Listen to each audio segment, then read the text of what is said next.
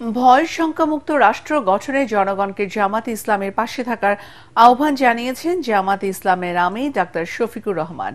জামাত শুধুমাত্র দেশের জনগণের জন্য রাজনীতি করে উল্লেখ করে তিনি বলেন, ক্ষমতায় গেলে বঞ্চিত মানুষের উন্নতি হবেই জামাতের প্রধান লক্ষ্য।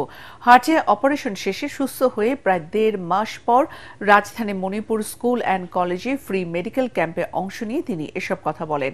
নিজের অপারেশন দেশে করানোর প্রসঙ্গ টেনে তিনি জামাতে আমির বলেন, যারা হাঁচি কাশি হলেই বিদেশে চিকিৎসা করতে যান তাদের জন্য এটা একটা প্রতিবাদ। এ সময় তিনি আরো বলেন, আগামীতে তার দলের যারা নির্বাচিত হবেন তারা সরকারি প্লট ও বিনা ট্যাক্সের গাড়ির সুবিধা নেবে না। দেশবাসী যদি আল্লাহর মেহেরবানিতে তুলে দেন, আমরা খেটে খুঁটে চেষ্টা করব সমাজের এই ঘাটতিগুলো পূরণ করা। আমাদের প্রাইম সাবজেক্ট বঞ্চিত মানুষগুলো হবে আমাদের অগ্রাধিকার ইনশাআল্লাহ। শিক্ষা, স্বাস্থ্য থেকে শুরু করে যতগুলা নাগরিক পরিষেবা আছে, বঞ্চিতদের অধিকার তাদের হাতে তুলে না দেওয়া পর্যন্ত ওই সেবা আমরা গ্রহণ করব না।